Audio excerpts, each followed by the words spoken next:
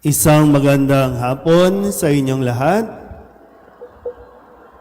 Palapakan natin ang Panginoon. Gaya ng madalas na nangyayari kapag meron tayong pinapanood na mga dula o mga teatro, natatapos ang isang palabas sa pag-appreciate ng mga nakikinig, nanonood sa palakpak. At bilang pasasalamat din ng mga nanood na nasatisfy na naging masaya sa kanilang mga natunghayan. Kung kaya muli bilang pasasalamat sa ating Panginoong Hesukristo, isang masigabong palakpakan para sa Kanya.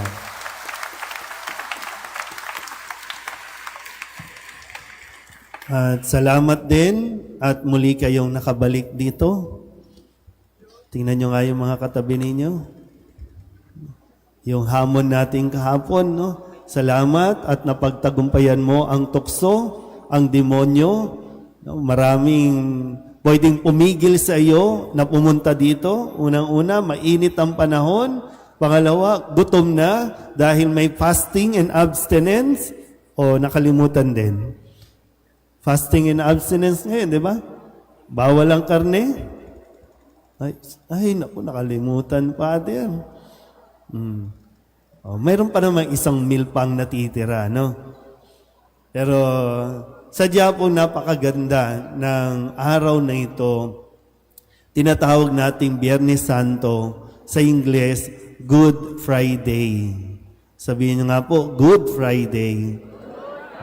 Dati talagang hindi ko naiintindihan, bakit Good Friday? May namatay. Bakit Good Friday? Kung pinakinggan natin yung kwento, di ba? Parang napakasaklap, napakasakit, masalimuot. Bakit Good Friday? Pero sa paglipas ng panahon, talagang masasabi ko rin na salamat. No? At talagang napakabuti ng araw na ito. Talagang Good Friday. Dahil dito ko napatunayan kung gaano tayo kamahal ng Diyos para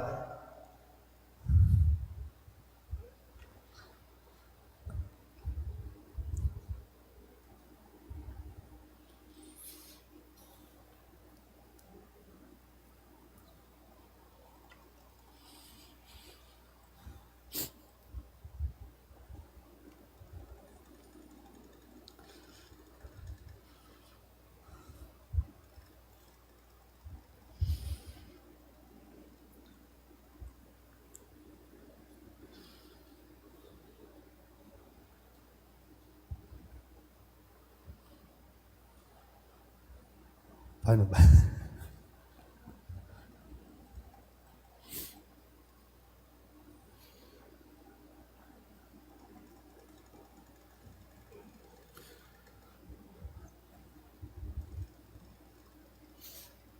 Hirap.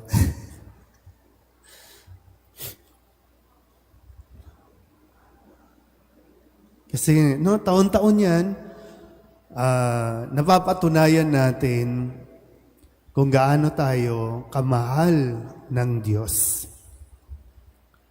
Sabihin nyo nga sa katabi ninyo, mahal na mahal ka ng Diyos. Di ba? Kung tutusin, sa loob ng isang taon, madalas sinasabi, bakit nyo inuulit-ulit yan? Bakit paulit-ulit kayo? Kasi para paulit-ulit na mapatunayan sa atin, maiparating sa atin yung mensahe kung gaano tayo kamahal ng Diyos. Na madalas din kasi nakakalimutan natin. Kaya salamat kasi may Good Friday. Salamat mayroong Biyernes Santo na magpapaalala sa atin na hindi naiiwan doon sa mga sakit, hindi naiiwan doon sa mga sakripisyo, pagpapasan ng krus, pagpaputo ng corona, pagbibitray, pagdideny, kundi ang makikita at ipinakikita sa atin ay yung pagmamahal ng Diyos. O pwedeng hindi na gawin. Di ba? Napaka makapangyarihan na Diyos. Pwedeng hindi na gawin. At tayo, pwede nga sabihin na, wag nang gawin yan. Tayo pa naman mga tao, ayaw natin ng paghihirap. Gusto nating magmahal, pero ayaw natin ng paghihirap. Sa umpisa, pinaglalaban natin, mahal namin ang isa't isa. Nagmamahal lang ako, nagmamahal lang kami. Pero kapag nagkakaroon na ng paghihirap, kapag lumalabas na yung mga issues sa buhay, sa bawat isa, parang ayoko nang magmahal. O, kala ko ba, umpisa pa lang, sabi mo, mahal mo. Pero bakit ngayon, parang hindi mo na alam yung tunay na pagmamahal. Kaya ito, ipinapaliwanag sa atin, hindi lang pinapaliwanag, ipinapakita ni Jesus sa atin ang tunay na kahulugan ng pagmamahal. Sabihin nyo nga ulit sa katabi ninyo, ang hirap mong mahalin. Diba? Ang hirap nating mahalin, pero hindi tayo sinusukuan ni Jesus na mahalin. Di ba? Di ba? Ang hirap ko mahalin. Ang hirap mong mahalin. Pero minamahal pa rin tayo ng Diyos at hindi siya tumitigil dyan. At yung malaman mo lang, di ba, no? Taon-taon din naman kasi, pinagdiriwang ko ito. Taon-taon, simula nang ako ay maging parish priest, ako ang kailangan magbasa nito. Gusto niyo ba si Father Xavier? Ano oras tayo matatapos nito? Hindi niya alam.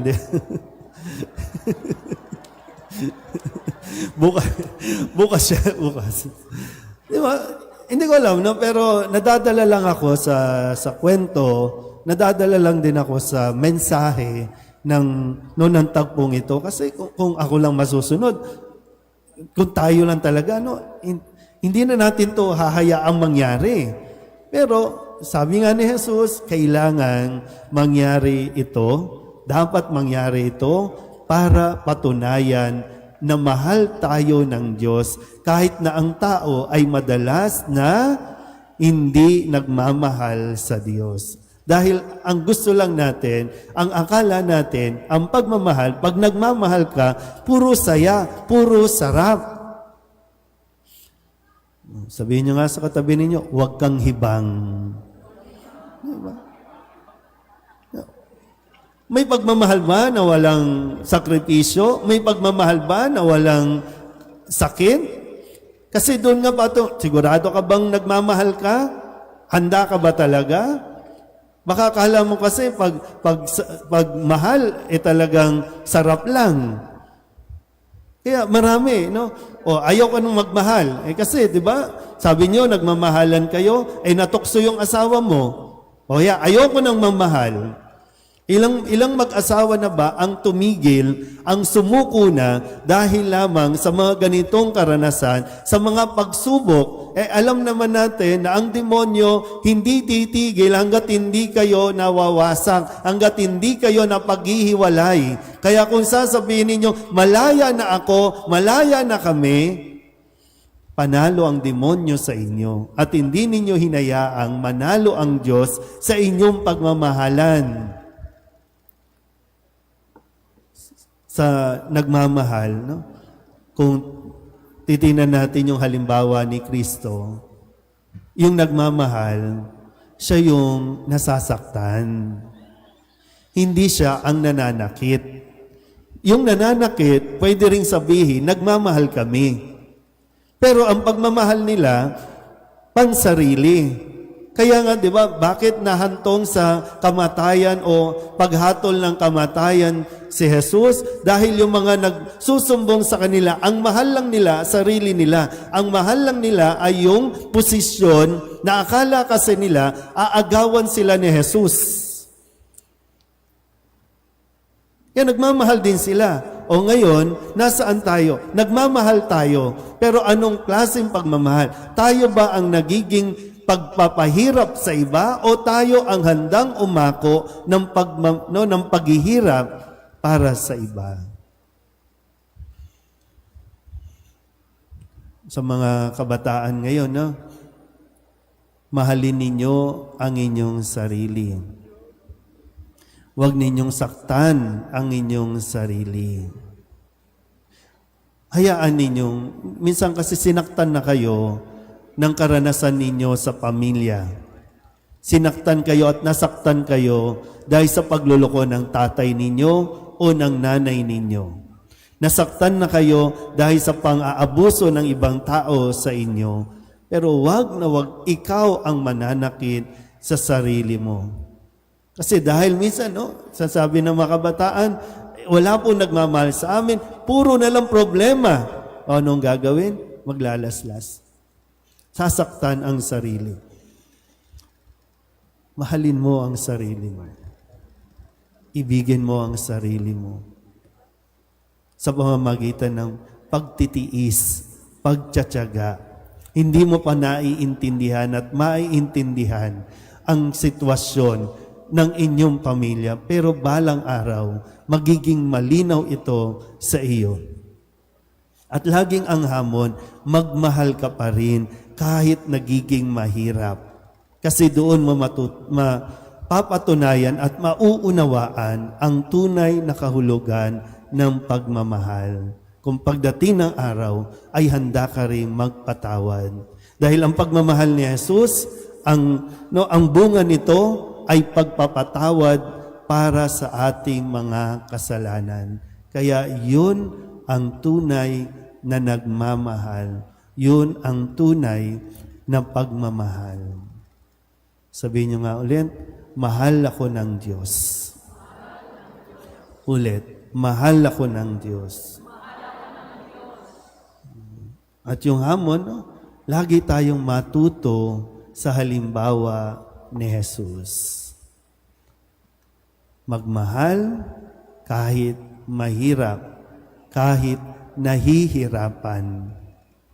Kahit iwan ka, kahit ipagpalit ka, piliin mo pa rin ang magmahal. Dahil isang araw, haharap ka sa Diyos at sasabihin mo rin, Lord, nagawa ko pong magmahal hanggang sa wakas, hanggang sa dulo.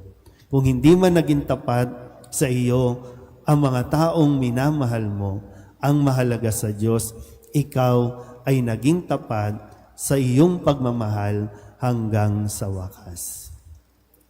Ulitin nyo nga ulit, sabihin sa katabi, mahal ka ng Diyos.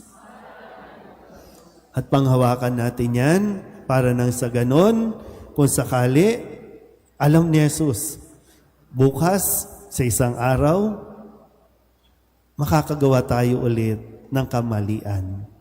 Pero the moment na makagawa tayo ulit ng kasalanan, sisimulan niya ulit gumawa ng paraan para tayo mapatawad. Amen?